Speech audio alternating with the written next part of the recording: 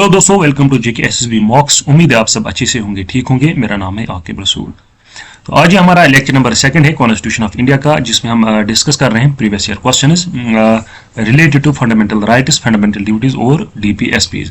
तो lecture number 1 में हमने डिस्कस किए previous year questions on basic features of constitution और प्रेम्बल पे। जितने भी प्रीवियस ईयर क्वेश्चंस उन टॉपिक्स पे आए हैं अब तक, तो हमने उसमें डिस्कस किए। और भी जितने भी फैक्ट्स हैं आपके कॉन्स्टिट्यूशन के, इंपॉर्टेंट फैक्ट्स या इंपॉर्टेंट पॉइंट्स, हमने उसमें ऑलरेडी डिस्कस किए हुए हैं। ठीक है, तो आपसे एक रिक्वेस्ट है कि आप पहले वो सेशन देखें अगर आपने वो अभी तक नहीं देखा है, क्योंकि ये सेशन जो है ये आपके एग्जाम के लिए बहुत ही इंपॉर्टेंट रहने वाले हैं, स्पेशली जेके एसएसबी सुपरवाइजर एग्जाम के लिए।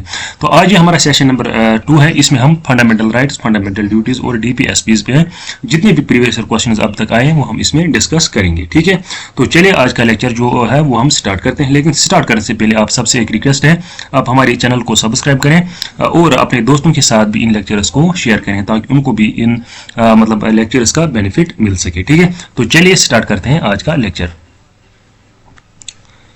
तो यहाँ पे देखते हैं क्वेश्चन नंबर फर्स्ट क्या है, which fundamental rights can not be suspended even during an emergency. तो हमें बताना है इन फंडामेंटल राइट्स में से कौन सा वो फंडामेंटल राइट है जो हम मतलब जो सस्पेंड नहीं किया जा सकते हैं इवन ड्यूरिंग इमरजेंसी के टाइम पे भी। ठीक है, देखिए जो भी फंडामेंटल राइट्स हैं वो क्या हो सकते हैं, वो सस्पेंड हो सकते हैं, लेकिन कब? इमरजेंसी के दौरान, यानी कि जब इमरजेंसी होगी, नेशनल इमरजेंसी होगी किसी भी कंट्री में, यानी कि हम पर्टिकुलरली हम इंडिया की बात कर रहे हैं। जब भी यहाँ पे नेशनल इमरजेंसी होगी तो उस टाइम पे सारे जो फंडामेंटल राइट्स हैं वो यहाँ पे सस्पेंड हो जाते हैं, लेकिन सिवाय एक फंडामेंटल राइट के, यानी कि एक ऐसा फंडामेंटल राइट है जो ड्यूरिंग इमरजेंसी भी सस्पेंड नहीं किया जा सकता है। तो यही क्वेश्चन पूछ रहा है हमसे कि वो कौन सा फंडामेंटल राइट है जो ड्यूरिंग इमरजेंसी भी सस्पेंड नहीं किया जा सकता है। ठीक है, तो चलिए यहाँ पे ऑप्शन नंबर फर्स्ट अगर हम देखेंगे तो ऑप्शन नंबर फर्स्ट क्या है यहाँ पे, राइट टू स्पीच। और इसी तरह ऑप्शन नंबर 2 है right to religion, actually right to freedom of religion, right equality, right to life and personal liberty. तो यहाँ पे अगर हम ऑप्शन नंबर डी देखेंगे, ये करेक्ट ऑप्शन है। Option number D is the correct answer, right to life and personal liberty. देखिए तो यहाँ पे इंपॉर्टेंट पॉइंट यही है, आपको याद क्या रखना है यहाँ पे, एक तो जो फंडामेंटल राइट्स हैं ये ड्यूरिंग इमरजेंसी क्या हो सकते हैं, सस्पेंड हो सकते हैं। और लास्ट लेक्चर में हमने देखा जो वो कौन सा आर्टिकल है जो कि रिलेटेड है नेशनल इमरजेंसी, वो कौन सा है, वो आर्टिकल 352। तो आर्टिकल 352 के अंदर क्या आता है, नेशनल इमरजेंसी। तो ये चीज आपको याद रखना है। अब अगर हम यहाँ पे देखेंगे जो right to life and personal liberty है, ये किस आर्टिकल के अंदर आता है, ये आता है आर्टिकल नंबर 21। यानी कि आर्टिकल जो है आर्टिकल नंबर 21, ये क्या है, right to life and personal liberty. Actually ये आते हैं राइट टू फ्रीडम के अंडर, ये सारे आर्टिकल, यानी कि आर्टिकल नंबर 19 to 21, 19 to 21 ये किसके अंदर आते हैं, ये आते हैं राइट टू फ्रीडम। ठीक है, राइट टू फ्रीडम के अंदर आते हैं 9 to 21। और इसी का एक पार्ट है right to life and personal liberty, ये कौन सा है, ये आर्टिकल नंबर 21। ठीक है, तो क्वेश्चन नंबर फर्स्ट का डी पार्ट है करेक्ट आंसर यहाँ पे। तो चलिए देखते हैं क्वेश्चन नंबर 2। तो क्वेश्चन नंबर 2 क्या है, which article of Indian constitution abolishes untouchability. तो हमें बताना है यहाँ पे वो कौन सा आर्टिकल है इंडियन कॉन्स्टिट्यूशन का जो क्या करता है, एबॉलिश करता है अनटचेबिलिटी। तो आर्टिकल नंबर 18 क्या है, और ये option number A article number 18, option number B article 15, इसी तरह ऑप्शन नंबर सी आर्टिकल 14 और ऑप्शन नंबर डी ये क्या है, आर्टिकल 17। तो अगर यहाँ पे हम देखेंगे ये है आर्टिकल 17। ठीक है, और ये आर्टिकल 17 जो है ये किसके अंडर आता है, ये आता है राइट टू इक्वेलिटी के अंडर, राइट टू इक्वेलिटी। देखिए आपको पता ही होगा जो हमारे फंडामेंटल राइट्स हैं, टोटल कितने फंडामेंटल राइट्स हैं, टोटल है 6 फंडामेंटल राइट्स। लेकिन इनिशियली कितने थे, इनिशियली थे 7 फंडामेंटल राइट्स, लेकिन उनमें से फिर एक डिलीट हो गया, right to property. Right to property जो है ये हो गया डिलीट। तो अभी क्या है, जो राइट टू प्रॉपर्टी है ये इस टाइम ये अब है लीगल राइट, लीगल राइट, ये है legal right under article 300A। ठीक है, तो इसके अंडर ये क्या है, लीगल राइट है अभी। तो ये राइट टू प्रॉपर्टी जो है ये डिलीट हो गया। तो अभी कितने हैं, अभी हैं टोटल 6 फंडामेंटल राइट्स। तो इसी तरह जो फंडामेंटल राइट 1 है वो क्या है, right equality. Fundamental right second जो है वो है राइट टू फ्रीडम। और इसी तरह जो आर्टिकल नंबर 17 है ये किस आता है, ये आता है राइट टू इक्वेलिटी। और राइट इक्वेलिटी कहाँ से स्टार्ट होता है इनके आर्टिकल्स, आर्टिकल नंबर 14 to 18। तो इसी में एक आर्टिकल है यानी कि article number 17। This article deals with abolition of untouchability. तो ये आपको यहाँ पे याद रखना है। तो चलिए देखते हैं question number 3। Which of the following is correct with respect to right against exploitation? तो हमें बताना है जो इनमें से यहाँ पे हमारे 4 स्टेटमेंट्स दिए हुए हैं, 4 ऑप्शंस हैं। तो हमें बताना है इनमें से कौन सा जो स्टेटमेंट है वो राइट है with respect to right to exploitation. देखिए अगर हम राइट टू एक्सप्लॉयटेशन की बात करेंगे, ये भी एक फंडामेंटल राइट है। कौन सा? ये है फंडामेंटल राइट 3rd, ठीक है, 3rd फंडामेंटल राइट। और इसके अंडर कौन कौन सा आर्टिकल आता है? इसके आता है 23 और 24। ये आपको याद रखने हैं। 23 और 24 आते हैं, they are about rights against exploitation, ठीक है, राइट अगेंस्ट एक्सप्लॉयटेशन। तो अब हमें यही बताना है इनमें से कौन सा स्टेटमेंट जो है विद करेक्ट है with respect to this. Prohibition of traffic in human beings and forced labour, तो ये करेक्ट है। तो ये कौन सा आर्टिकल है? ये आर्टिकल नंबर 23 है। ये आर्टिकल नंबर 23 क्या कहता है? Prohibition end of traffic in human beings and forced labour. तो अगर हम यहाँ पे ट्रैफिक की बात करें, ट्रैफिक इन ह्यूमन बींग्स का क्या मतलब है? यानी कि ये है buying and selling of human beings, ठीक है। तो ये इस चीज को प्रोहिबिट करता है, ये आर्टिकल नंबर 23। तो बी ऑप्शन क्या है? Freedom is to pay corrective payment of taxes for the promotion of any particular religion. तो ये क्या है? ये है राइट टू फ्रीडम, रिलीजन के रिलेटेड है। Protection of interest of minorities, ये भी किसके रिलेटेड है? It is related to cultural and educational rights, I think ये वाला आर्टिकल। और इसी तरह ऑप्शन नंबर डी क्या? इक्वेलिटी बिफोर लॉ है। ये कौन सा है? राइट टू इक्वेलिटी के रिलेटेड है ये वाला लॉ। तो यहाँ पे option number A is the correct answer है। Prohibition of traffic in human beings and forced labour, तो ये क्या है? यहाँ पे करेक्ट ऑप्शन है। तो चलिए देखते हैं क्वेश्चन नंबर 4। तो क्वेश्चन नंबर 4 हम यहाँ पे देखते हैं, in which part of the constitution the fundamental rights are provided. ये इंपॉर्टेंट क्वेश्चन है। तो हमें बताना है किस पार्ट में फंडामेंटल राइट्स जो हैं ये मेंशन है, यानी कि किस पार्ट में ये आते हैं। Part number 2, part number 3, part number 5 और पार्ट नंबर 4। देखिए ये हमने ऑलरेडी डिस्कस किया है इलेक्शन ऑफ फर्स्ट में कि कितने पार्ट्स हैं इंडियन कॉन्स्टिट्यूशन के। टोटल कितने? टोटल है 25, ठीक है। तो जो फंडामेंटल राइट्स हैं ये किस पार्ट में आते हैं? ये आते हैं पार्ट नंबर 3rd में। तो यहाँ पे option number B is correct answer. देखिए यहाँ पे हम थोड़ा सा फंडामेंटल राइट्स जो है यहाँ पे थोड़ा डिस्कस करते हैं। देखिए पार्ट नंबर 3rd में आते हैं और आर्टिकल 12 से 35 तक जितने भी आर्टिकल्स हैं they are related to fundamental rights, ठीक है। तो अभी मैंने बताया आपको ओरिजिनली कितने थे? ओरिजिनली थे 7। तो अब प्रेजेंटली कितने हैं? प्रेजेंटली है 6 फंडामेंटल राइट्स, ठीक है। तो इनमें से जो डिलीट हुआ वो कौन सा डिलीट हुआ? राइट टू प्रॉपर्टी जो है वो डिलीट हुआ। तो अभी कितने हैं? अभी हैं टोटल 6। तो यहाँ पे हम मेंशन करेंगे, पहला है right to equality, right to equality. देखिए इससे आपको ना ये रिवाइज होगा थोड़ा सा, इक्वेलिटी या कोई एडिशनल पॉइंट में आपको यहाँ पे बताऊं। तो इसी तरह कौन सा है? इसी तरह सेकंड है right to freedom, right to freedom. और थर्ड कौन सा है? थर्ड है right against exploitation, right against exploitation, right against exploitation. और फोर्थ क्या है?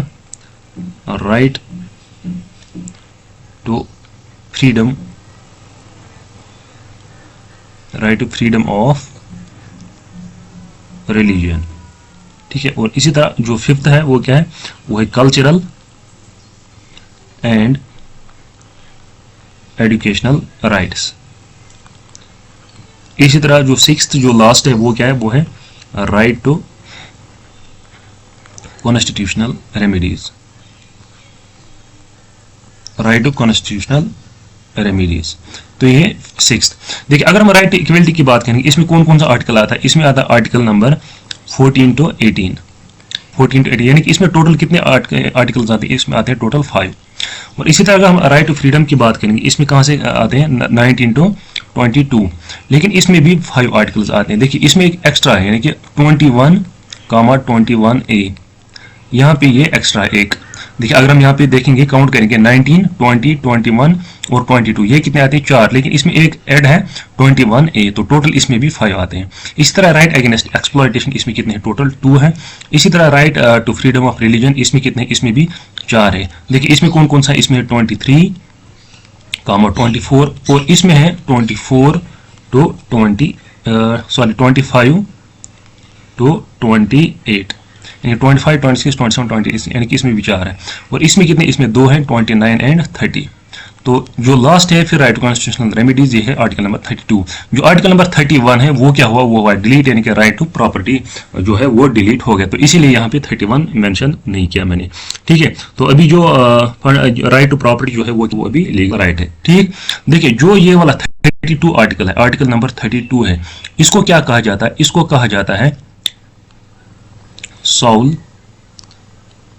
And heart of constitution. ठीक है, heart, soul and heart of constitution. और कहा किसने इसको, ये डॉक्टर बी आर अम्बेडकर ने, डॉक्टर बी आर अम्बेडकर। ठीक है, बी आर अम्बेडकर। तो यहां पे आपको ये पॉइंट याद रखें। तो टोटल कितने हैं, टोटल हैं 6 फंडामेंटल राइट्स। ठीक है, तो चलिए देखते हैं क्वेश्चन नंबर 5। तो चलिए देखते हैं यहाँ पे क्वेश्चन नंबर 5। तो क्वेश्चन नंबर 5 क्या है, which are the following article of the Indian constitution guarantees equality before law and equal protection of law within the Indian territory. तो हमें बताना है वो कौन सा आर्टिकल है इनमें से 15, 14, 17 या 18 जो क्या गारंटी देता है किस चीज़ की, equality before law and the equal protection of law, यानी कि जो लॉ जो है ये इक्वली है हर किसी इंसान के लिए। ठीक है, यहाँ पे मतलब कोई बड़ा इंसान है कोई छोटा इंसान है तो उनके लिए डिफरेंट डिफरेंट लॉज होंगे, नहीं। तो यहाँ पे क्या है, इक्वेलिटी बिफोर एवरी लॉ। ठीक है, and equal protection of law within the Indian territory. देखिए अगर हम यहाँ पे देखेंगे आर्टिकल नंबर 15 हम देखेंगे, तो आर्टिकल नंबर 15 क्या है, इट टॉक्स अबाउट डिस्क्रिमिनेशन, यानी कि no discrimination, discrimination, no discrimination on the basis of caste, religion, sex etcetera. तो इन चीज़ों पे यहाँ पे डिस्क्रिमिनेशन नहीं होगी। ठीक है, तो ये चीज़ जो आर्टिकल नंबर 15 है इसमें क्या आता है, no discrimination on the basis of caste, religion, sex etcetera. इसी तरह अगर हम ऑप्शन ये आर्टिकल नंबर 14 की बात करेंगे, तो आर्टिकल नंबर 14 क्या है, it is right to equality before law, right to equality, right equality before law. ठीक है, तो ये है आर्टिकल नंबर 14। तो ये हमारा क्वेश्चन इक्वेलिटी बिफोर लॉ, तो हमें बताना है कौन सा आर्टिकल है ये, तो आर्टिकल नंबर 14। तो option number B is the correct answer. लेकिन अगर हम यहाँ पे हम ऑप्शन नंबर सी देखेंगे, यानी कि आर्टिकल नंबर 17, तो it is related to abolition of untouchability. तो ये सारे लॉज जो है, ये सारे आर्टिकल जो हैं, आर्टिकल 14, 15, 17 और 18, ये सारे क्या हैं, ये आते हैं किसमें, राइट टू इक्वेलिटी में। जो आपका जो पहला फंडामेंटल राइट है 14, 15, 16, 17 और 18, ये सारे किसमें आते हैं, राइट टू इक्वेलिटी। इसी तरह जैसे अनटचेबिलिटी, इक्वेलिटी बिफोर लॉ, इस तरह नो डिस्क्रिमिनेशन। ठीक है, तो यहाँ पे अगर हम आर्टिकल नंबर 18 देखेंगे, ये क्या है, abolition of titles, abolition of titles. तो इसका क्या मतलब है, यानी कि जो टाइटल्स होते हैं इनको भी एबॉलिश किया गया। लेकिन 2 फील्ड्स ऐसे हैं जहाँ पे टाइटल्स अभी भी दिए जाते हैं, एक तो मिलिट्री है और दूसरा है एकेडमिक्स। ठीक है, यानी कि एजुकेशन में, और किसमें, एक तो एकेडमिक्स में और दूसरा मिलिट्री में, वहाँ पे अभी भी टाइटल्स दिए जाते हैं। उन 2 मतलब फील्ड्स के बगैर जितने भी फील्ड्स हैं उनमें जो टाइटल्स हैं वो एबॉलिश किए गए। ठीक है, तो ये कौन सा, ये है 18। और ये एबॉलिश क्यों किए गए, ताकि जो इन्फीरियरिटी कॉम्प्लेक्सेस है वो उनको ख़त्म किया जाए। क्योंकि ऐसे जब किसी को टाइटल होता है, बड़ा टाइटल होता है, किसी के पास टाइटल नहीं होता है, तो वहाँ पे क्या होता है, यहाँ पे डिस्क्रिमिनेशन मतलब आ जाती है फिर। ठीक है, और यहाँ पे इन्फीरियरिटी कॉम्प्लेक्सेस पैदा हो जाते हैं सोसाइटी में, तो इस वजह से ये भी एबॉलिश किए गए। तो यहाँ पे option number B is correct answer. तो चलिए देखते हैं question number 6। Which fundamental right of the constitution deals with the freedom of speech. तो अब यहाँ पे हमें कह रहा है किसका, फ्रीडम ऑफ स्पीच, यानी कि वो कौन सा फंडामेंटल राइट है जो फ्रीडम ऑफ स्पीच एक इंसान को देता है। तो यहाँ पे अगर हम देखेंगे article number 16, article number 18, article number 17 या आर्टिकल नंबर 19। देखिए अगर मैंने अभी आपको बताया जो राइट टू इक्वेलिटी है, राइट टू इक्वेलिटी, इसमें कहाँ से आर्टिकल स्टार्ट होते हैं, आर्टिकल नंबर 14, 15, 16, 17 और 18।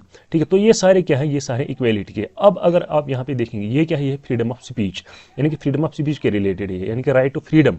तो अगर आप यहाँ पे देखेंगे, देखिए 16, 17 और 18 ये 3 किन में आते हैं, ये आते हैं इक्वेलिटी में। ठीक है, तो यहाँ पे आप एलिमिनेशन से भी आप यहाँ पे ये क्वेश्चन सॉल्व कर सकते हैं अगर आपको डायरेक्ट आंसर यहाँ पे पता नहीं होगा। तो अगर हम यहाँ पे आर्टिकल नंबर 19 देखेंगे, ये किस में आता है, राइट टू फ्रीडम में आता है, right to freedom, right to freedom में आता है। यानी कि पहला आर्टिकल राइट टू फ्रीडम में कौन कौन सा आर्टिकल आता है, आर्टिकल नंबर 19, 20, 21, 21A और 22। तो टोटल आते हैं इसमें किसने 5, 1 2 3 4 5 आर्टिकल इसमें भी आते हैं। तो आर्टिकल नंबर 19 जो है it talks about the freedom of speech. ठीक है, देखिए एक्चुअली यहाँ पे 6 चीज़ों की बात हो रही है। देखिए एक तो है स्पीच, यानी कि freedom of speech, freedom to form union, और दूसरा है यहाँ पे तीसरा असेंबल, और इसी तरह यहाँ पे मूवमेंट, इसी तरह रेजिडेंस और प्रोफेशन।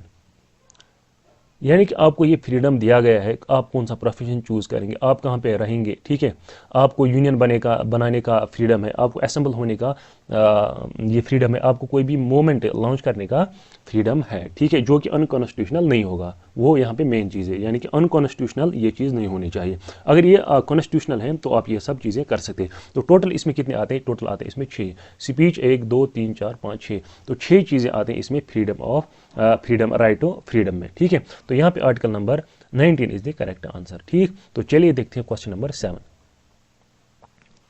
तो क्वेश्चन नंबर 7 अगर हम यहाँ पे देखेंगे, which are the following articles of Indian constitution contain the right to religious freedom. तो अब यहाँ पे हम बात कर रहे हैं राइट टू रिलीजियस फ्रीडम, यानी कि right to freedom of religion. हमें बताना है इसके अंडर कौन कौन से आर्टिकल आते हैं। तो अभी हमने ऑलरेडी ये देखा क्वेश्चन नंबर फर्स्ट में कहाँ से स्टार्ट होते हैं, 25 से 28 तक, 25 से 28 तक, यानी कि article number 25, 26, 27, 28, these articles are related to right to freedom of religion. ठीक है, तो आपको यहाँ पे ये चीज़ याद रखनी है। तो चलिए देखते हैं क्वेश्चन नंबर 8।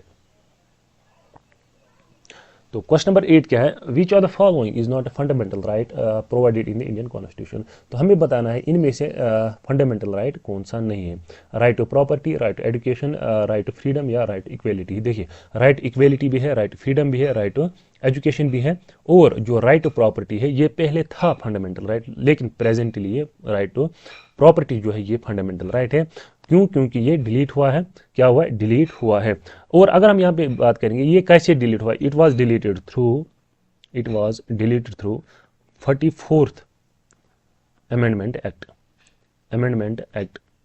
1978 में ये डिलीट हो गया। ठीक है, तो यहाँ पे इस एक्ट के अंडर 44th अमेंडमेंट एक्ट के अंडर ये डिलीट हो गया। ठीक, तो चलिए देखते हैं क्वेश्चन नंबर 9। तो बाकी ये सारे के एजुकेशन, फ्रीडम या इक्वलिटी, ये सारे क्या हैं, ये सारे हैं फंडामेंटल राइट्स। देखिए अगर हम यहाँ पे राइट एजुकेशन की बात करेंगे, ये पहले क्या था, ये था पहले डीपीएसपी, यानी कि डीपीएसपीज में आता था अंडर आर्टिकल 45 आई थिंक। हाँ, तो अभी ये क्या है, अभी ये बन गया है फंडामेंटल राइट। और इसमें क्या आता है, यानी कि जो भी मतलब 6 to 14 एज ग्रुप में जो भी बच्चे हैं उनको प्राइमरी एजुकेशन है, एलिमेंट्री एजुकेशन देना, ये भी उनका फंडामेंटल राइट है। ये आपको यहाँ पे एज जो है ये आपको याद रखें, क्योंकि कभी कभार क्वेश्चंस में मतलब एग्जामिनर एज के बारे में भी कहा, मतलब क्वेश्चन पूछते हैं, यानी कि 6 years to 14 years आपको ये याद यहाँ पे रखना है। ठीक, तो चलिए देखते हैं क्वेश्चन नंबर 9। तो क्वेश्चन नंबर 9 क्या है, which fundamental right is called the heart and soul of the constitution by doctor B R Ambedkar. ये भी हमने ऑलरेडी डिस्कस किया है, किसको कहा जाता है, cultural and educational rights, right against exploitation, right equality, right to constitutional remedies. ठीक है, तो किस आर्टिकल को कहा जाता है, ये कहा जाता है राइट टू कॉन्स्टिट्यूशनल रेमेडीज। और ये कौन सा आर्टिकल है, आर्टिकल नंबर 32। तो ये क्या है, राइट टू कॉन्स्टिट्यूशनल रेमेडीज, और इसी को कहा जाता है heart and soul of the constitution. तो ये भी आपको यहाँ पे याद रखना है। ठीक है, तो चलिए देखते हैं हम क्वेश्चन नंबर 10। तो क्वेश्चन नंबर 10 क्या है, कंसीडर द फॉलोइंग स्टेटमेंट्स। हमारे पास 2 स्टेटमेंट्स है, यानी कि स्टेटमेंट फर्स्ट क्या है, under article 32 of the constitution of Supreme Court can issue writs for the enforcement of the fundamental rights. और सेकंड क्या है, the writs are in the nature of habeas corpus, mandamus, prohibition, certiorari and quo warranto. ठीक है, तो हमें बताना है, ये देखिए अगर हम स्टेटमेंट फर्स्ट की बात करें, जो आर्टिकल 32 है यानी कि कॉन्स्टिट्यूशनल रेमेडीज का, तो यहाँ पे क्या करता है, सुप्रीम कोर्ट यहाँ पे इशू करता है रिट्स, यानी कि रिट करता है यहाँ पे issue for the enforcement of fundamental rights. तो ये ऑप्शन जो है, ये स्टेटमेंट जो है ये करेक्ट है। और यहाँ पे जो रिट्स हैं ये 4 टाइप्स की होती है यहाँ पे, यानी कि 5 type, sorry, habeas corpus, mandamus, prohibition, certiorari and quo warranto. तो ये सारे क्या हैं, ये हैं रिट्स जो कौन ये करता है, इशू करता है, ये करता है इशू सुप्रीम कोर्ट। तो ये ऑप्शन भी या स्टेटमेंट भी करेक्ट है। तो हमें बताना है which are the following statements is are incorrect. तो यहाँ पे ये ध्यान रखना है आपको, यहाँ पे करेक्ट की बात नहीं करा, यहाँ की बात करा ये इनकरेक्ट की। तो यहाँ पे option number D is the correct answer, neither first nor second, यानी कि दोनों क्या है, दोनों ये इनकरेक्ट नहीं है, अलबत्ता ये क्या है, ये दोनों करेक्ट है। ठीक है, तो ये था क्वेश्चन नंबर 10 का, option number D is the correct answer. तो ठीक है, इन चीज़ों को आपको ध्यान रखना चाहिए एग्जाम्स में, करेक्ट इनकरेक्ट ट्रू फॉल्स का। ठीक है, तो देखते हैं question number 11, the fundamental duties are mentioned in. तो यहाँ से बात हो रही है अब फंडामेंटल ड्यूटीज की। तो अगर हम यहाँ पे बात करेंगे फंडामेंटल ड्यूटीज जो है ये किस पार्ट में आते हैं, पार्ट 4A, पार्ट 5, पार्ट 3 या इन शेड्यूल 4A। देखिए अब हमने ऑलरेडी देखा जो पार्ट नंबर 3 है, पार्ट नंबर 3 में क्या आता है, इसमें आते हैं फंडामेंटल राइट्स। तो पार्ट 3 जो है ये फंडामेंटल राइट्स का है, ये गलत है यहाँ पे। इसी तरह अगर हम DPSPs की बात करेंगे, DPSPs ये हम इस पे भी हम क्वेश्चन करेंगे। तो DPSPs की फुल फॉर्म क्या है, direct principles of state policies. ठीक है, तो ये किस पार्ट में आता है, ये आते हैं पार्ट नंबर 4 में। तो ये ऑप्शन भी गलत है यहाँ पे। तो अभी बचे हमें ऑप्शन नंबर ए, पार्ट 4A। देखिए जो फंडामेंटल ड्यूटीज़ है, फंडामेंटल ड्यूटीज़ ये आते हैं पार्ट 4A में। किस में आते हैं, पार्ट 4A। तो यहाँ पे option number A is the correct answer. तो ये आपको यहाँ पे याद रखना है। ठीक है, पार्ट नंबर 4A। देखिए यहाँ पे अभी हम थोड़ा सा फंडामेंटल ड्यूटीज़ जो है ये हम यहाँ पे थोड़ा डिस्कस करेंगे, क्योंकि इंपॉर्टेंट पॉइंट्स एक दो हैं जो कि आपके एग्जाम्स में ऑलरेडी पूछे जा चुके हैं। देखिए जो फंडामेंटल ड्यूटीज़ जो है ये कब आए और कॉन्स्टिट्यूशन में कब आए, कैसे आए, किस कमेटी ने रिकमेंड किए। ठीक है, जब फंडामेंटल ड्यूटीज़ नहीं थे तब एक कमेटी बनाई गई, उसको कहा जाता है सवारण सिंह कमेटी। सवारण सिंह कमेटी, ये आपको याद रखना है क्योंकि इंपॉर्टेंट क्वेश्चन है। सवारण सिंह कमेटी, तो ये कमेटी बनाई गई 1976 में। ठीक है, तो इस सवारण सिंह कमेटी ने क्या किया, इसने रिकमेंड किए कितने फंडामेंटल ड्यूटीज़, इसने रिकमेंड किए 8 फंडामेंटल ड्यूटीज़। यानी कि पहले एक कमेटी बनाएगी सवारण सिंह कमेटी, किसके लिए, ताकि हम यहाँ पे कुछ फंडामेंटल ड्यूटीज़ जो है वो कॉन्स्टिट्यूशन में इंट्रोड्यूस करें। तो उसके बाद जो सवारण सिंह कमेटी जो है ये कब बनाई गई थी, ये बनाई थी 1976 में बनाई गई है। तो जब इसने अपना रिपोर्ट जो सबमिट किया था तो तब इन्होंने क्या कहा था कि फंडामेंटल ड्यूटीज़ जो है वो हम कितने रखेंगे, 8 फंडामेंटल ड्यूटीज़ रखेंगे। लेकिन उसके बाद जो है 42nd अमेंडमेंट एक्ट आया 1976 में ही। तो इसने इसके थ्रू जो फिर जब पार्लियामेंट में आया ये 42nd अमेंडमेंट एक्ट जब लाया गया तो यहाँ पे इन्होंने 10 फंडामेंटल राइट्स जो हैं वो यहाँ पे इंट्रोड्यूस की। कितने, 10 फंडामेंटल राइट्स। तो आपको ये यहाँ पे याद रखना है। लेकिन अब अगर हम प्रेजेंट की बात करेंगे, प्रेजेंट की बात करें तो प्रेजेंटली कितनी फंडामेंटल ड्यूटीज़ हैं, प्रेजेंटली है 11, प्रेजेंटली है 11 फंडामेंटल ड्यूटीज़। तो ये आपको यहाँ पे याद रखना है। और किसके अंडर आते हैं, ये आते हैं पार्ट 4A। और अगर हम यहाँ पे आर्टिकल की बात करें तो ये किस आर्टिकल के अंडर आते हैं, ये आते हैं आर्टिकल नंबर 51A। 51A, ठीक है, आर्टिकल 51A, ये आपको यहाँ पे याद रखना है, ये इंपॉर्टेंट पॉइंट है। देखिए एक तो पार्ट आपका इंपॉर्टेंट बनता है, एक तो ये सवारण सिंह कमेटी, इसी तरह फंडामेंटल ड्यूटीज़ कितने 11 है, और इसके बाद एक और पॉइंट है आर्टिकल, कौन सा आर्टिकल है, 51A। तो आर्टिकल यानी कि देखिए 35 तक किसके मतलब 35 तक जो आर्टिकल्स हैं वो किसके रिलेटेड है, they are related to fundamental duties, यानी कि 12 से 35। और इसके बाद जो है आई थिंक 36 से 51 तक, 36 से 51 तक जितने भी आर्टिकल्स हैं they are related to DPSPs। लेकिन जो फिर 51A है, 51A it is related to fundamental duties. सारी फंडामेंटल ड्यूटीज इसी आर्टिकल में मेंशन की हुई है। ठीक है, देखिए अब अगर हम यहाँ पे बात करें जो अब ये फंडामेंटल ड्यूटीज इंट्रोड्यूस की गई तो उस टाइम पे जो प्राइम मिनिस्टर था इंडिया का वो कौन था, वो थी इंदिरा गांधी थी तब प्राइम मिनिस्टर। तो ये आपको ये भी याद रखना कि किस प्राइम मिनिस्टरशिप के अंडर जो फंडामेंटल ड्यूटीज़ हैं ये इंट्रोड्यूस किए गए हमारे कॉन्स्टिट्यूशन में, वो थी इंदिरा गांधी। ठीक है, देखिए एक और इम्पॉर्टेंट पॉइंट है, जो फंडामेंटल ड्यूटीज़ हैं दे आर नॉन जस्टिसेबल, यानी कि जो कोर्ट है, कोर्ट इनको एनफोर्स नहीं कर सकता, यानी कि सुप्रीम कोर्ट इनको एनफोर्स नहीं कर सकता। अभी हमने मतलब प्रीवियस क्वेश्चन में देखा जो सुप्रीम कोर्ट है वो क्या रिट करता है पास, यानी कि रिट इशू करता है for the enforcement of fundamental rights. लेकिन यहाँ पे जो फंडामेंटल ड्यूटीज़ हैं ये होती है नॉन जस्टिसेबल, यानी कि कोई बंदा या कोई भी ऑर्गेनाइजेशन कोर्ट में नहीं जा सकती और कोर्ट इसके मतलब इनको एनफोर्स नहीं कर सकता है। और सेम जो है DPSPs भी नॉन जस्टिसेबल होते हैं। ठीक है, तो फंडामेंटल ड्यूटीज़ क्या हैं, दे आर नॉन जस्टिसेबल। तो ये आपको इंपॉर्टेंट पॉइंट है, ये आपको यहाँ पे याद रखना है। देखिए फिर जो 11 फंडामेंटल ड्यूटीज़ जो हैं ये वो आपको एक एक करके याद करनी है, ठीक है, रटनी है, ताकि अगर कोई भी फंडामेंटल ड्यूटीज़ आपके एग्जाम में पूछी जाए तो आप वहाँ पे वो करेक्ट आंसर दे सकें। तो यहाँ पे पहले आप इतने पॉइंट्स जो हैं ये आपके लिए काफ़ी हैं, तो ये आप सारे पॉइंट्स आप याद रखना। तो चलिए देखते हैं question number 12। Which are the following article on the Indian constitution contains fundamental duties. तो हमें बताना है कौन सा इंडियन मतलब कॉन्स्टिट्यूशन का कौन सा आर्टिकल है जिसमें क्या मेंशन है फंडामेंटल ड्यूटीज़। अभी हमने डिस्कस किया 45A, 51A, 42 या 30B। तो क्या है इसका करेक्ट आंसर, इसका correct answer option number B 51A। तो ये इंपॉर्टेंट क्वेश्चन है, 51A के अंडर आते हैं आपके फंडामेंटल ड्यूटीज़। तो चलिए देखते हैं क्वेश्चन नंबर 13। तो क्वेश्चन नंबर 13 क्या है, which are the following is fundamental duty. हमें बताना है इनमें से फंडामेंटल ड्यूटी कौन सी है। सेफ गार्डिंग पब्लिक प्रॉपर्टी, यानी कि जो भी पब्लिक प्रॉपर्टी उसको सेफ गार्ड करना, protect the sovereignty, integrity and unity of India, ये भी करेक्ट है। देखिए ये दोनों क्या है फंडामेंटल ड्यूटीज़ है। Developing scientific temper and humanism, और ये भी क्या है एक फंडामेंटल ड्यूटी है। तो यहाँ पे आपके 3 हो गए याद, ठीक है। ऐसे करके मतलब देखिए ऐसे ये मतलब आप याद करेंगे ना तो 2 दिन 3 दिन के बाद आप ये भूल जाएंगे। तो जो बेटर मतलब बेस्ट वे है इनको याद करने का, आप इन पे MCQs करिए, सॉल्व करिए। जितने आप MCQs करेंगे उतना आपको ये जहन में बैठ जाएगा। देखिए अभी आपको मतलब कुछ दिन ही रह गए आपके एग्जाम में, तो अब आप कोशिश करेंगे एक तो रिवाइज करें जल्दी जल्दी, और साथ में जो प्रीवियस ईयर क्वेश्चन जो है वो भी आप साथ साथ करें। तो यहाँ पे अगर हम क्वेश्चन नंबर 13 का करेक्ट आंसर देखेंगे वो क्या है, option number D all of the above. तो ये सारे क्या हैं, ये सारे हैं फंडामेंटल ड्यूटीज। तो चलिए देखते हैं question number 14। Which are the following committee suggested incorporating fundamental duties in the constitution। देखिए ये क्वेश्चन जो है ये बहुत बार आया है एग्जाम्स में। तो हमें बताना है कौन सी कमेटी है जिसने सजेस्ट किया incorporating fundamental duties in the Indian constitution. Malhotra committee, Raghavan committee, Swaran committee, या ये क्या है नरसिम्हन कमेटी। तो यहाँ पे करेक्ट ऑप्शन क्या है, option number C Swaran Singh committee. 2 5 6 बार आप ये नाम जो है रिपीटेडली बोलिए तो आपके दिमाग में ये जहन में बैठ जाएगा नाम, ठीक है, सवारन सिंह कमेटी। तो चलिए देखते हैं question number 15। The fundamental duties were included in the Constitution of India by which of the following amendment act। देखिए ये क्वेश्चन पे आया है, तो हमें बताना है अब किस अमेंडमेंट एक्ट के थ्रू ये जो फंडामेंटल ड्यूटीज जो है ये इंक्लूड की गई हमारी कॉन्स्टिट्यूशन में।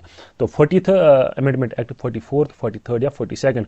तो यहाँ पे करेक्ट ऑप्शन है डी। देखिए आप यहाँ पे इंपॉर्टेंस देख सकते हैं आप 42nd अमेंडमेंट एक्ट की। देखिए इससे क्या क्या मतलब चेंजेस आई हमारी कॉन्स्टिट्यूशन में। एक तो हमारी जो फंडामेंटल ड्यूटीज जो हैं ये भी इसी के थ्रू इंट्रोड्यूस हो गई। और अगर हम यहाँ पे देखेंगे जो प्रेम्बल है, प्रेम्बल में जो 3 वर्ड्स जो हैं जो हमने लास्ट लेक्चर में डिस्कस किया, जब देखिए प्रेम्बल हिस्ट्री में टोटल एक ही बार अमेंड हो गया है, वो कब हुआ है, वो इसी 42nd अमेंडमेंट एक्ट के थ्रू हुआ है। और तब इसमें 3 वर्ड्स हमारे प्रेम्बल में ऐड हुए थे। तो वो आप प्लीज़ उसके लिए आप लेक्चर नंबर 1 देखिए, अदरवाइज ये लेक्चर जो है लंबा चला जाएगा। तो देखिए यहाँ पे जो 42nd अमेंडमेंट एक्ट है इस वजह से इसको कहा जाता है मिनी कॉन्स्टिट्यूशन। तो ये चीज़ आपको यहाँ पे याद रखना है। तो किस अमेंडमेंट एक्ट को मिनी कॉन्स्टिट्यूशन कहा जाता है, वो कहा जाता है 42nd अमेंडमेंट एक्ट को।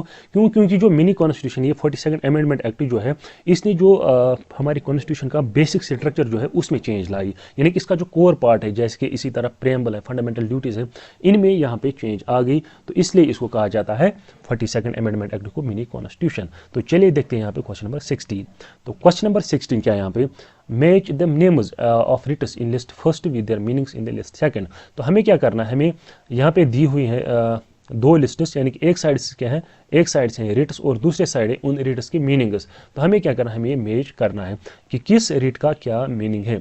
ऐसे जैसे मतलब फेबस कॉर्पस है, मेंडेमस है, सर्टियोररी है, इसी तरह को वारंटो है। तो हमें बताना है किस रीट का क्या मीनिंग है, ठीक है। देखिए अगर हम यहाँ पे हेबस कॉर्पस की बात करेंगे तो हेबस कॉर्पस की मीनिंग क्या है, ठीक है। तो इसी तरह मेंडेमस जो है इसकी मीनिंग क्या है, इसी तरह जो बाकी भी है हम ये एक एक करके देखेंगे। देखिए अगर हम हेबस कॉर्पस की बात करेंगे इसका मतलब है you should have the body. इसकी जो लिटरल मीनिंग है, यानी कि you should have the body, यानी कि फर्स्ट क्या क्या आएगा, इसका आएगा सी। तो देखिए यहाँ पे फर्स्ट का बी, फर्स्ट का सी, देखिए ये 2 जो है ये कैंसिल आउट हो गई है ऑप्शन।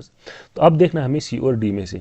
इसी तरह अगर मेंडेमस की बात करेंगे, मेंडेमस का क्या मतलब है, इसका मतलब है वी कमांड, यानी कि टू कमांड, टू कमांड यानी कि कमांड कर रहा।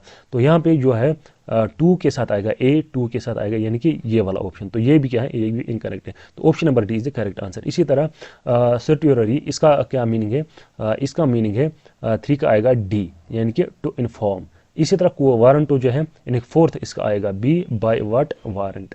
ठीक है, तो ये सारे आपको यहाँ पे याद रखने, इनकी मीनिंग जो है ये कभी कभार पूछी जाती है। मे भी इसमें से आपको क्वेश्चन आएगा क्योंकि ये रिलेटेड है आपके फंडामेंटल राइट्स। ठीक है, तो यहाँ पे आपको ये सारे याद रखने एक एक करके। तो देखते हैं क्वेश्चन नंबर 17। तो क्वेश्चन नंबर 17 क्या है,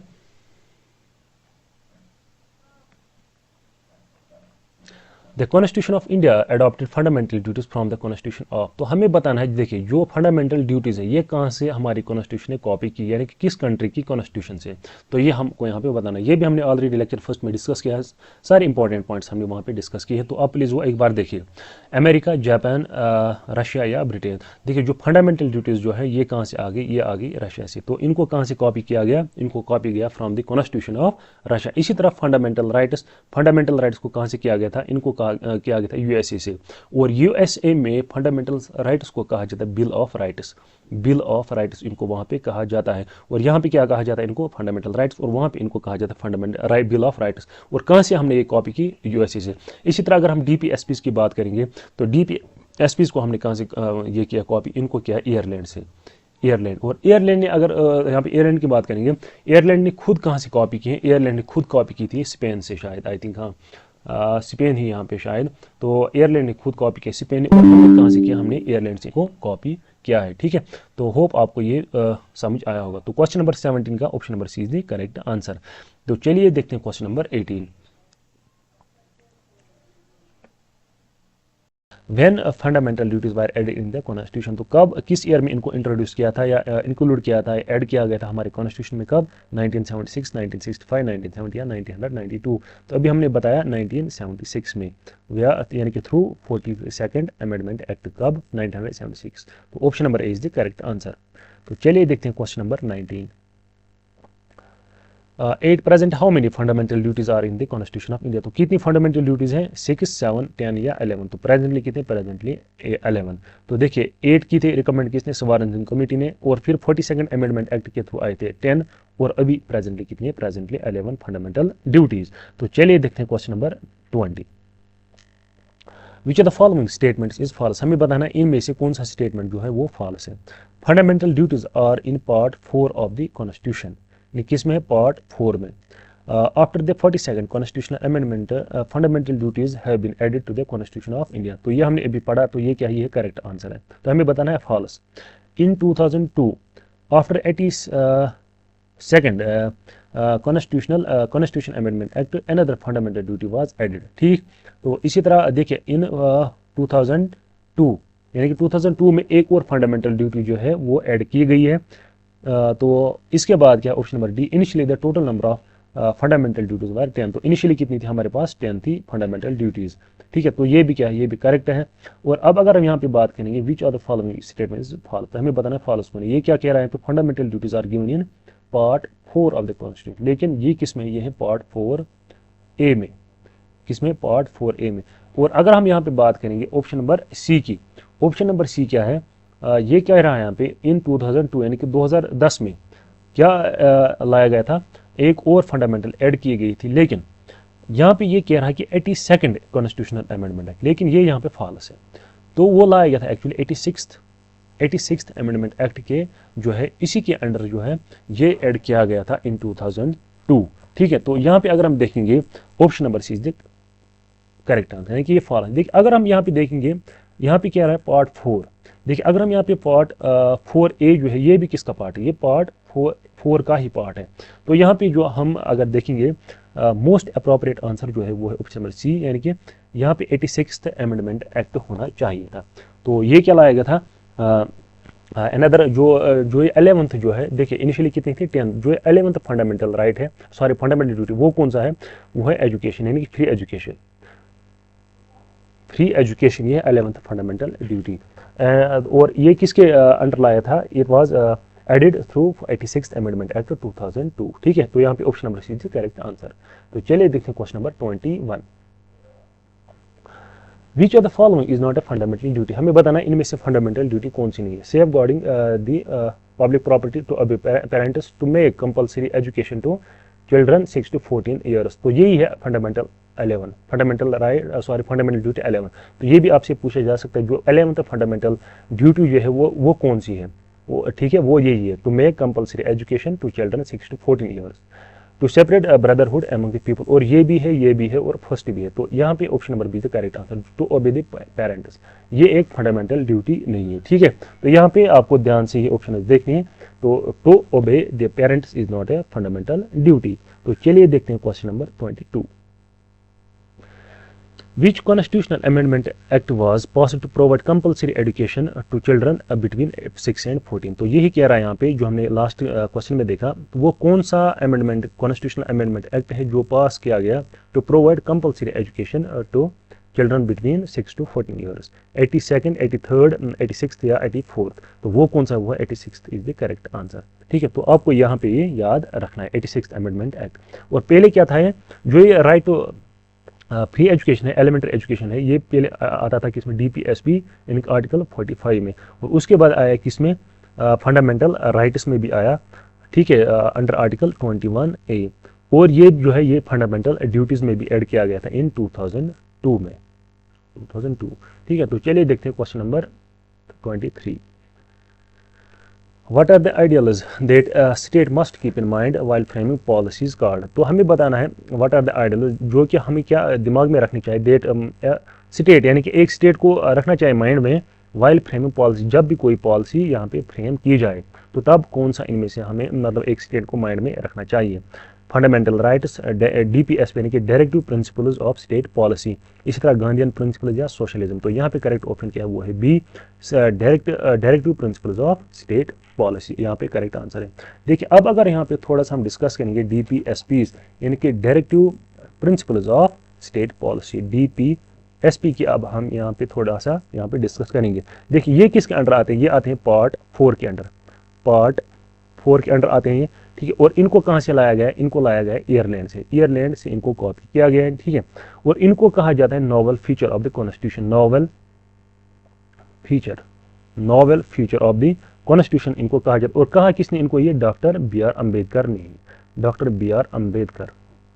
तो डॉक्टर BR अम्बेडकर ने क्या कहा, बोला कि जो DPSP जो है ये क्या है, ये novel feature of the constitution. ठीक है, तो ये आपको यहाँ पे याद रखना। और इनको कहा जाता है कॉन्स्टिट्यूशनल इंस्ट्रक्शंस, यानी कि इंस्ट्रक्शंस हैं किन के लिए, एक स्टेट के लिए, जो भी मतलब कोई स्टेट है उसमें जो भी लोग रहते हैं, पीपल जो है या सोसाइटी जो है, उनके लिए क्या है, ये एक इंस्ट्रक्शन है, यानी कि इंस्ट्रक्शन है, ये कॉन्स्टिट्यूशनल इंस्ट्रक्शंस इनको कहा जाता है, इंस्ट्रक्शंस। ठीक है, कॉन्स्टिट्यूशनल इंस्ट्रक्शंस भी इनको कहा जाता है। And they resemble to instrument of instructions, ये भी आपको याद रखना है, दे रिजेंबल टू इंस्ट्रूमेंट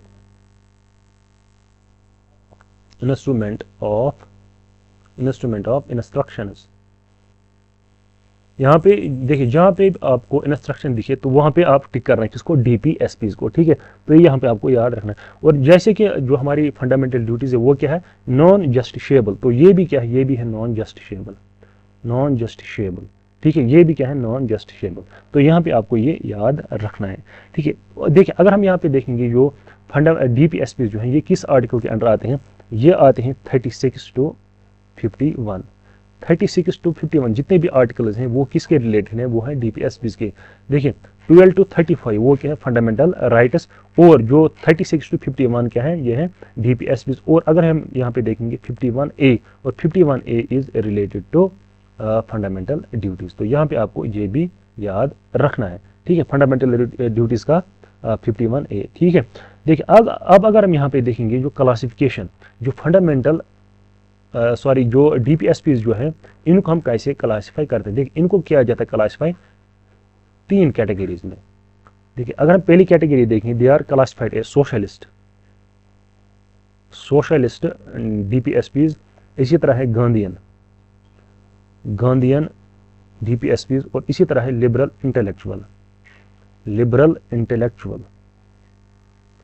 ठीक है, देखिए यहाँ पे हम लेकिन करेंगे बात गांधीयन की। गांधीयन का कौन कौन सा है, आर्टिकल नंबर 40, 43, 46, 47 और 48, इनको कहा जाता है गांधीयन। ठीक है, गांधीयन डीपीएसपी या गांधीयन प्रिंसिपल इनको कहा जाता है। सोशलिस्ट, गांधीयन और लिबरल इंटेलेक्चुअल। और गांधीयन में कौन कौन सा आता है? 40, 43, 46, 47 और 48। ठीक है, तो यहाँ पे आपको ये चीज़ें याद रखनी। तो फिर जो ये सारे आर्टिकल जो हैं ये आपको यहाँ पे वो भी याद करने पड़ेंगे आपको। ठीक, तो अगर हम यहाँ पे देखिए, अब यहाँ पे मेन पॉइंट है जो फंडामेंटल ड्यूटीज़ और जो ये डीपीएसपीज हैं इनके बीच क्या डिफरेंसेस है, और फंडामेंटल ड्यूटीज़ और डीपीएसपीज जो है इनके बीच क्या क्या डिफरेंसेस हैं वो भी हम यहाँ पे थोड़ा सा देखेंगे एक एक करके। ठीक है,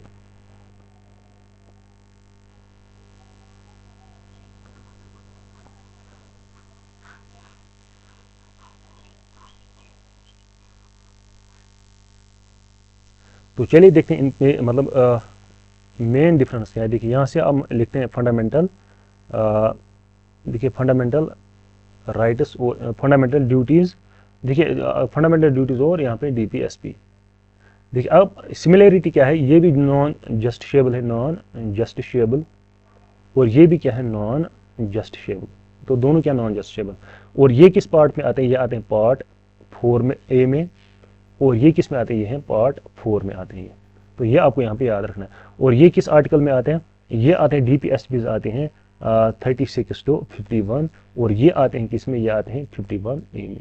तो ये आपको यहाँ पे याद रखना है। ठीक है, तो अब अगर हम यहाँ पे देखेंगे थोड़ी सी डिफरेंसेस फंडामेंटल राइट्स और किसके बीच? डीपीएसपीज के बीच, फंडामेंटल राइट्स और डीपीएसपीज के बीच। देखिए अगर हम यहाँ पे देखेंगे fundamental rights, they are negative in nature. ये हम मैं आपको बताऊंगा नेगेटिव का मतलब क्या है, और ये क्या है? ये है पॉजिटिव ऑफ नेचर, पॉजिटिव। देखिए नेगेटिव का क्या मतलब है? एक्चुअली जो फंडामेंटल राइट्स हैं they prohibit the state from doing certain things. यानी कि ये क्या करते हैं? ये मतलब एक स्टेट को रोकती है।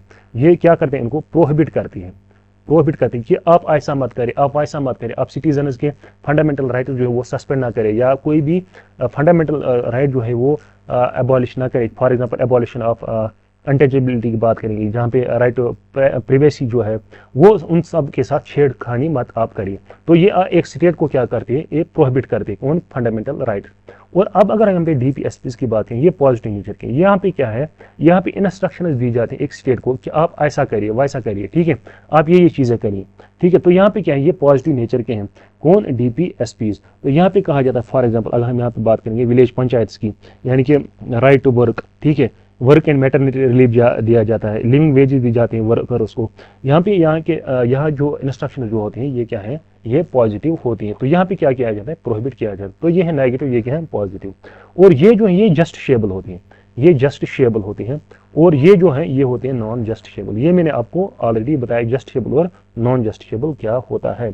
ठीक है, और ये जो होती हैं fundamental rights, they promote welfare of individual. तो ये एक इंडिविजुअल के रिलेटेड है, किसके रिलेटेड? इंडिविजुअल, यानी कि they promote welfare of individual. और अगर हम यहाँ पे डीपीएसपीज की बात करें, they promote welfare of the state, welfare of the state, यानी कि they work for the welfare of the state या कम्युनिटी की अगर हम बात करेंगे। ठीक, तो ये थोड़ी सी डिफरेंसेस है फंडामेंटल राइट्स और डीपीएसपीज की। तो चलिए हम देखते हैं क्वेश्चन नंबर 24। तो क्वेश्चन नंबर 24 क्या है? विच of the following statements is true regarding DPSP. तो हमें बताना है डीपीएसपीज के रिगार्डिंग कौन सा स्टेटमेंट यहाँ पे ट्रू है। Concept was mentioned in government of India act 1935। ये करेक्ट है। क्यों? जो डीपीएसपीज जो है इनका जो कंसेप्ट है वो किस में मेंशन हुआ था? पहले government of India act, GOI act 1935 में। ये आपको याद रखना है। DPSPs are legally enforceable. ये क्या कह रहा है? जो डीपीएसपीज जो है ये लीगली एनफोर्सेबल है। ये क्या है? ये इनकरेक्ट है। अभी हमने देखा दे आर नॉन जस्टिफिएबल, ये लीगली एनफोर्सेबल नहीं है। तो यहाँ पे अगर हम बात करेंगे ट्रू कौन सा है? ट्रू है यहाँ पे only one, only one is the correct option. Only second, only both, तो ये बाकी सारे ऑप्शन जो क्या है वो रॉन्ग है। तो डीपीएसपीज आर नॉट लीगली ना, ये करेक्ट है, ये करेक्ट है। ये यहाँ पे क्या हमें क्या बताएं? True. DPSPs are not legally enforceable, ये सही है, ये भी सही है। यानी कि जो डीपीएसपीज जो है ये भी लीगली जो है एनफोर्सेबल नहीं है। तो ये भी स्टेटमेंट नंबर सेकंड भी सही है। तो यहाँ पे option number C both first and second क्या है? करेक्ट आंसर है। यहाँ पे क्या करेक्शन आप करिए, ये कह रहा है कि DPSPs are not legally enforceable. तो ऑप्शन नंबर सी भी करेक्ट आंसर। तो देखते हैं क्वेश्चन नंबर 25। तो चलिए देखते हैं यहाँ पे क्वेश्चन नंबर 25। देखिए अगर हम क्वेश्चन नंबर 25 देखेंगे, विच of the following articles consist of equal pay for equal work.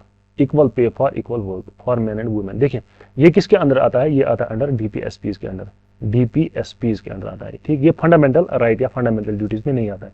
ठीक, अगर यहाँ पे ऑप्शन नंबर फर्स्ट की देखेंगे आर्टिकल 31, ये किसका है, ये फंडामेंटल राइट का है, तो ये यहाँ पे है रॉन्ग आंसर। इसके बाद आर्टिकल नंबर 39A, 41 और 39। ठीक है, देखिए अब अगर यहाँ पे हम 39 की बात करेंगे, 39 के आर्टिकल नंबर 39A है, 39B है, इसी तरह 39C और 39D। ठीक है, तो यहाँ पे बाकी ऑप्शंस क्या है, 39A, 41 और 39। देखिए अगर हम यहाँ पे ऑप्शन नंबर सी की बात करेंगे, आर्टिकल नंबर 41, ये क्या है, ये है राइट टू वर्क के रिलेटेड, राइट टू वर्क। अब बचता है कौन सा, आर्टिकल नंबर 39A और 39। देखिए अगर हम यहाँ पे बात करेंगे जो राइट टू, जो equal pay for equal work, ये कौन सा आर्टिकल, ये है article number 39D, article number 39D, 39D। देखिए अगर ऑप्शन में 39D प्रेजेंट होगा तो ये आएगी करेक्ट ऑप्शन। अब अगर खाली 39 होगा ऑप्शन में तो यहाँ पे 39 होगा करेक्ट आंसर। देखिए यहाँ पे अब 39A भी है और 39 भी है, जनरल भी है, तो यहाँ पे करेक्ट आंसर जो है वो डी है, 39A नहीं है, तो option number D is the correct answer, article number 39। देखिए इतना मतलब डीप भी नहीं पूछे जाएंगे इतने क्वेश्चन, मतलब जो equal pay for equal work है, तो अगर ऑप्शन में होगा या तो खाली 39 होगा या फिर 39D होगा, मतलब ऐसे कॉम्प्लिकेटेड ऑप्शन नहीं होंगे आपके पास, 39A और 39 ये दोनों, मतलब ऐसा नहीं होगा वहाँ पे, मतलब जो ऑप्शन जो है वो मतलब डिफरेंट होगी। ठीक है, तो यहाँ पे अभी अगर हम करेक्ट आंसर देखेंगे वो क्या है, आर्टिकल नंबर 39 यानी कि ऑप्शन नंबर डी। तो चलिए देखते हैं question number 26। Which are the articles in Indian constitution state the Gandhian principle. तो कौन से जो आर्टिकल्स हैं वो स्टेट करते क्या द गांधीयन प्रिंसिपल। अभी हमने देखा कौन कौन सा आर्टिकल है इसमें, 40, आर्टिकल नंबर 40, 43, 46, 47 और 48। तो कहाँ से स्टार्ट होते हैं यहाँ पे, 40 to 48, 40 to 48। तो यहाँ पे option number A is the correct answer, 40 to 48। इसमें कौन कौन सा था, 40, 43, 46, 47 और 48। तो ये सारे क्या, ये है गांधीयन प्रिंसिपल, तो यहाँ पे आपको ये याद रखना है। तो देखते हैं question number 27। Which article states about uniform civil code throughout the country. तो हमें बताना है जो यूनिफॉर्म सिविल कोड जो है इसके रिलेटेड कौन सा आर्टिकल है, क्यों कौन सा आर्टिकल है जो किसकी बात करता है, यूनिफॉर्म सिविल कोड की। तो ये कौन सा है, आर्टिकल नंबर 44, ये इंपॉर्टेंट आर्टिकल है, ये आपको याद रखना। आर्टिकल नंबर 44, इसी तरह आर्टिकल नंबर 45, इसी तरह आर्टिकल नंबर 40 और आर्टिकल नंबर 40 किसके रिलेटेड है, it is related to village panchayat, village panchayat. तो ये आपको ये आर्टिकल आप याद रखेंगे। और इसी तरह आर्टिकल नंबर 45 जो है ये किसके रिलेटेड है, it is related to childhood care and education, यानी कि free education from 6 years to 14 years। तो ये भी आपको यहाँ पे याद रखना है। ठीक है, तो चलिए देखते हैं question number 28। Which amendment made elementary education for all the children a fundamental right. तो कौन सा अमेंडमेंट एक्ट जो है जिसने क्या बनाया, एलिमेंट्री एजुकेशन बनाया एक फंडामेंटल राइट इनके लिए, चिल्ड्रंस के लिए। ऑल्सो चूज द आर्टिकल, और हमें आर्टिकल भी यहाँ पे बताना है किस आर्टिकल में ये ऐड किया गया। देखिए एक तो कौन सा था, एक था 86th अमेंडमेंट एक्ट, और आर्टिकल कौन सा था, आर्टिकल था 21A। तो यहाँ पे आप ऑप्शन में देखिए, option number D is correct answer. एक तो 86th अमेंडमेंट एक्ट और आर्टिकल 21A, ये हमने ऑलरेडी देखा है। ठीक है, हमने ऑलरेडी डिस्कस किया है, तो यहाँ पे ऑप्शन नंबर डी इज भी करेक्ट आंसर। तो चलिए देखते हैं question number 29। From which country India Indian constitution बारो डीपीएसपी। तो किस कॉन्स्टिट्यूशन से इनको बारो किया गया था, वो है आयरलैंड। तो ये आपको याद रखना है, ये भी हमने ऑलरेडी डिस्कस किया है। तो देखते हैं question number 30। In the constitution of India promotion of international peace and security is included in. तो देखिए यहाँ पे क्या है, एक तो इंटरनेशनल पीस की बात हो रही है और सिक्योरिटी की। देखिए प्रेम्बल टू द कॉन्स्टिट्यूशन इसमें नहीं है, ये में हमने ऑलरेडी डिस्कस किया है। फंडामेंटल ड्यूटीज में भी ये नहीं है, 9th शेड्यूल में भी नहीं। ये क्या है, ये आता है इनमें डीपीएसपीज में आता है, इंटरनेशनल पीस यानी कि promotion of international peace and security, ये आता है किसमें, डीपीएसपीज में। और अगर हम यहाँ पे आर्टिकल की बात करें, ये है लास्ट आर्टिकल यानी कि 51, आर्टिकल नंबर 51 जो है वो किसकी बात करता है, इंटरनेशनल पीस एंड सिक्योरिटी की बात करता है, यानी कि लास्ट आर्टिकल जो है किसका, डीपीएसपीज का। तो यहाँ पे ऑप्शन नंबर बी क्या करेक्ट आंसर है। तो 31 के to uphold and protect the sovereignty unity and integrity of India is a provision made in the following. तो ये किन में आता है, क्या sovereignty unity integrity of India, ये आता है फंडामेंटल ड्यूटीज में, यानी कि इन सबको अपहोल्ड करना। प्रेम्बल ऑफ द कॉन्स्टिट्यूशन ये गलत है, फंडामेंटल राइट्स में भी नहीं है, ये फंडामेंटल डीपीएसपी में भी नहीं है। तो ये क्या है, एक फंडामेंटल ड्यूटी, ये आपको याद रखें, ये वर्ड्स आप याद रखें ऐसे, यूनिटी, सॉवरेनिटी, इसी तरह सॉवरेनिटी या इंटीग्रिटी या वर्ड जो है ये आप ऐसे ही दिमाग में रख लीजिए। तो यहाँ पे ऑप्शन नंबर डी क्या करेक्ट आंसर है। The ideal of welfare state, यानी अभी हमने मतलब डिस्कस किया जब हमने मतलब डिफरेंस देखी फंडामेंटल राइट्स और डीपीएसपीज की, तब हमने कहा था जो फंडामेंटल राइट्स जो है वो क्या है वो करते हैं बात एक इंडिविजुअल की, और जो डीपीएसपी जो है ये करते हैं बात किसकी, welfare of the state, welfare of the state. तो यहाँ पे यही कह रहा है कि वेलफेयर ऑफ द स्टेट कौन सा है यहाँ पे प्रियम्बल डीपीएसपी फंडामेंटल राइट्स का 7th शेड्यूल। तो यहाँ पे ऑप्शन नंबर बी क्या है करेक्ट ऑप्शन है डीपीएसपी। ठीक है, तो यहाँ पे क्वेश्चन नंबर 32 का ऑप्शन नंबर बी से correct answer.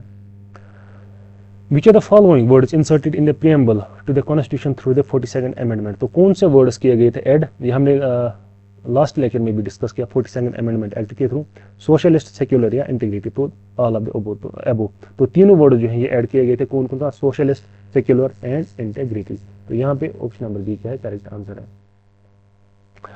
Right to be forgotten is है, तो राइट टू बी फॉरगॉटन ये क्या है, constitutional right, fundamental right, statutory right, not yet declared yet right in India.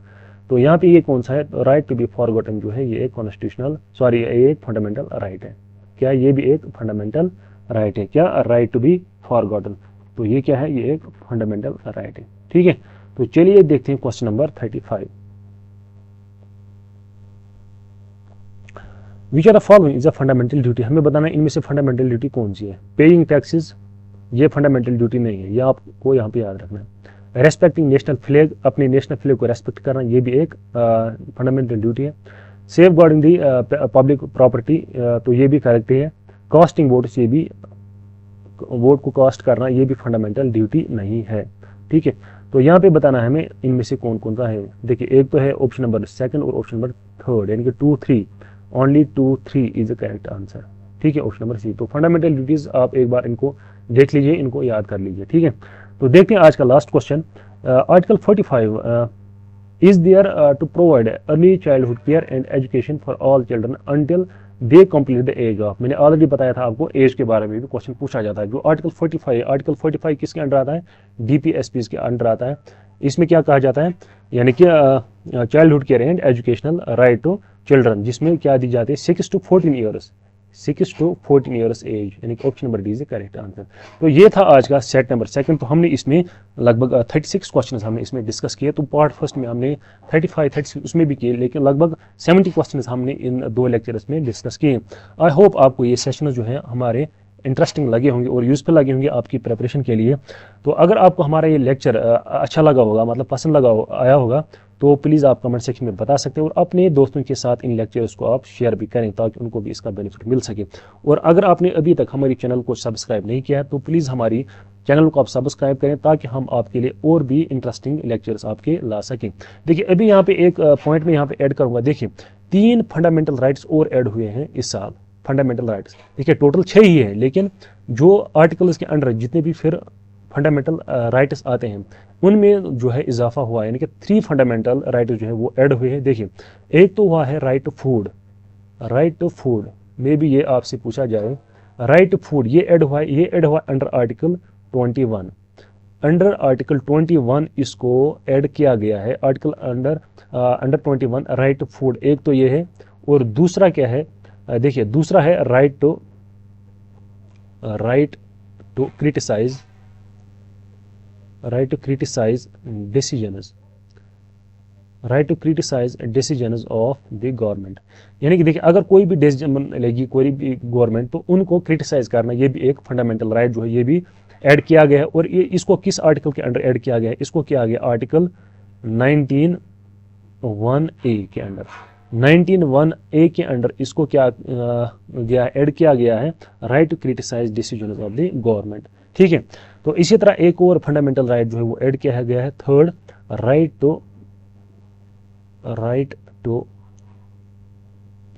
To be free from the adverse effects of climate change. और इसको add किया गया किसमें, आर्टिकल नंबर 14 and 21 में। ठीक है। आर्टिकल नंबर 14 और 21 में इसको ऐड किया गया।